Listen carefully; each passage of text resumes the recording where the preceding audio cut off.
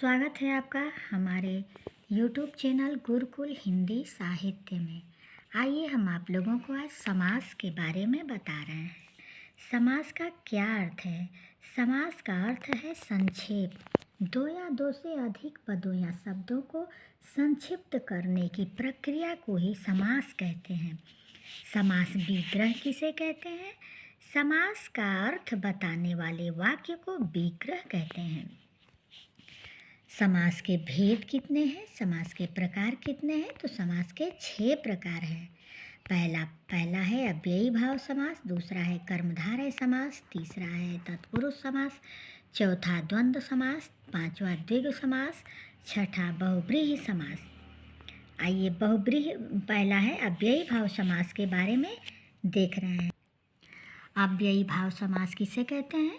जिस समास का पूर्व पद पहला पद प्रधान हो तथा संपूर्ण पद अव्यय हो उसे अव्ययी भाव समास कहते हैं। अव्यय का अर्थ है जो कभी व्यय न हो, जो कभी खर्च न हो, यानी जो कभी लिंग वचन कारक आदि की परिस्थिति के कारण न बदले, हमेशा एक जैसे रहे, उसे अव्ययी भाव समास कहते हैं। उदाहरण क्या है? यथाशक्ति, ये शब्द कभी बदलने वाले नहीं हैं। प्रत्येक भी कभी बदलने वाला नहीं है। बारंबार, ये भी कभी बदलने वाला नहीं है।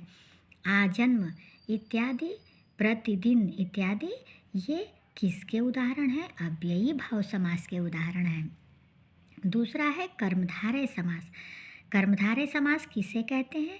जिस समास का पहला पद विशेषण तथा दूसरा पद विशेष्य हो। विशेषण यानी जिस चीज़ की विशेषता बताई जाती है, जिससे जिस चीज़ की विशेषता बताई जाती है उसे विशेषण कहते हैं, और जिसकी विशेषता बताई जाती है उसे विशेष्य कहते हैं। जैसे इसका उदाहरण क्या है? घनश्याम। उदाहरण क्या है? घनश्याम, नीलकमल, महात्मा इत्यादि इसका उदाहरण है। जैसे घनश्याम, घनश्याम मीन्स श्याम क्या है? एक विशेषण है, और घन बादल है।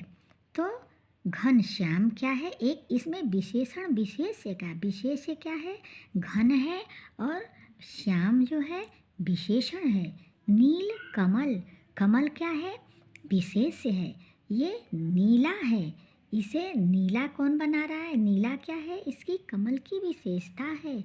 महात्मा, महान आत्मा, महान हो आत्मा, अर्थात महान क्या है? विशेषता है, और आत्मा जो है विशेष है।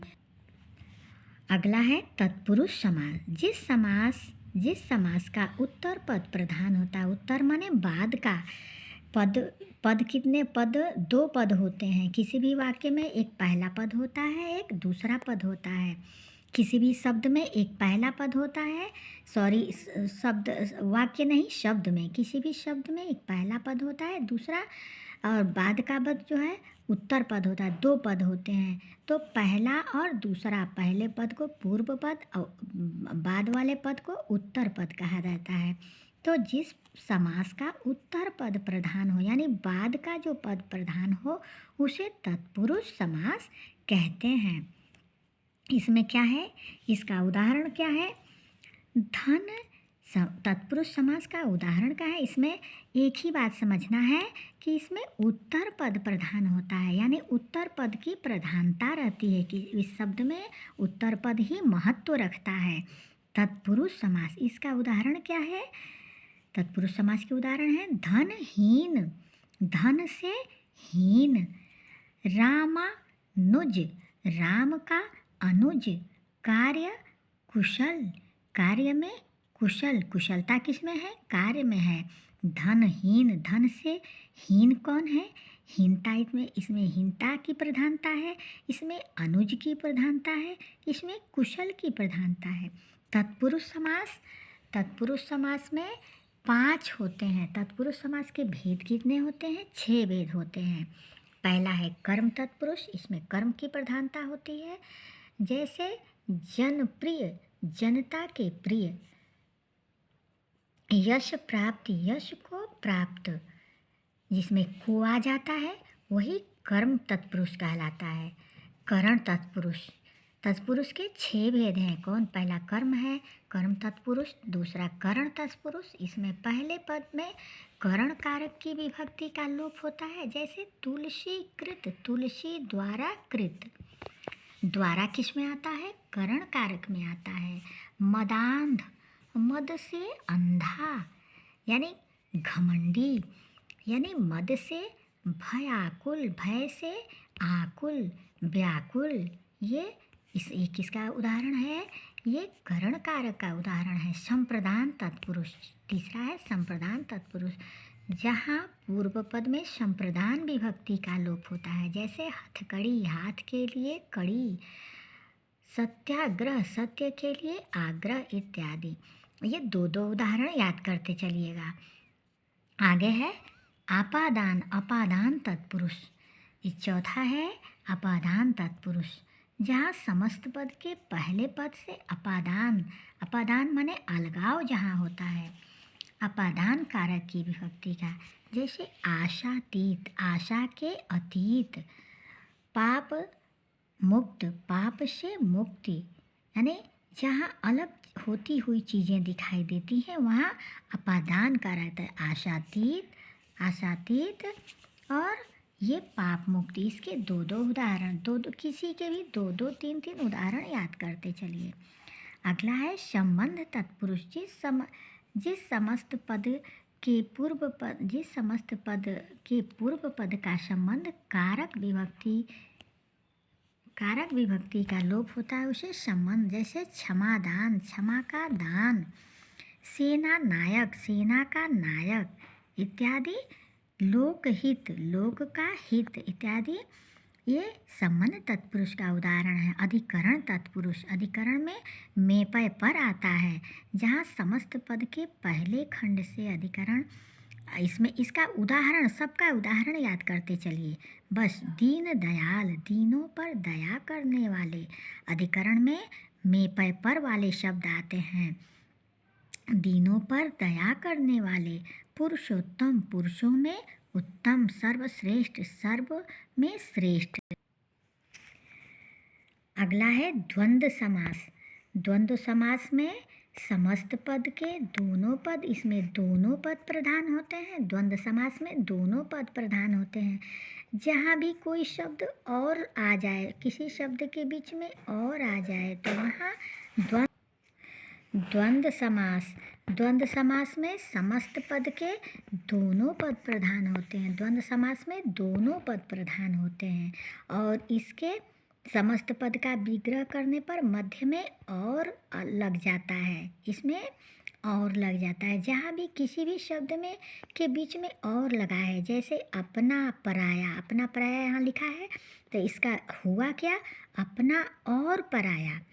इसमें बीच में और आ गया, तो बीच में जब भी किसी शब्द के बीच में और आ जाए, रात और दिन जैसे लिखा जाए रात दिन, तो रात और दिन, ऐसे वाले शब्द क्या होते हैं? द्वंद्व समास के उदाहरण होते हैं। वहाँ द्वंद्व समास समझना चाहिए।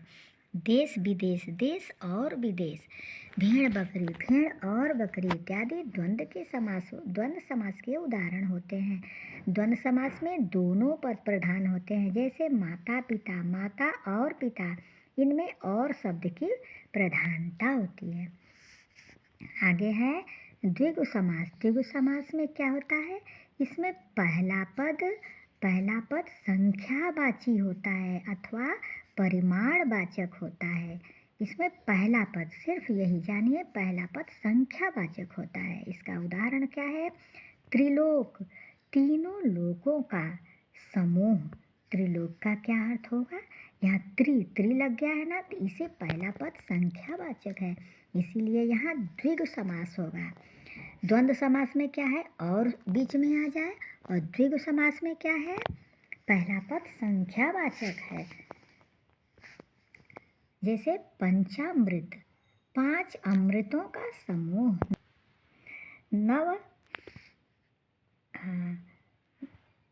आगे है बहुब्रीहि समास।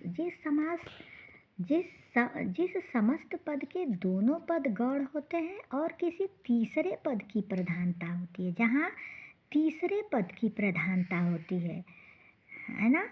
दो पद होते हैं लेकिन उस दोनों के मिलने से किसी तीसरे पद की प्रधानता होती है तथा किसी तीसरे पद के विषय के किसी तीसरे पद के विषय में संकेत करते हैं। ये दोनों पद मिलकर इसमें तीसरा पद प्रधान होता है। जैसे चक्रधर, चक्र को धारण करने वाले अर्थात विष्णु जी। दशानन, दश हो आनंद जिसके अर्थात रावण।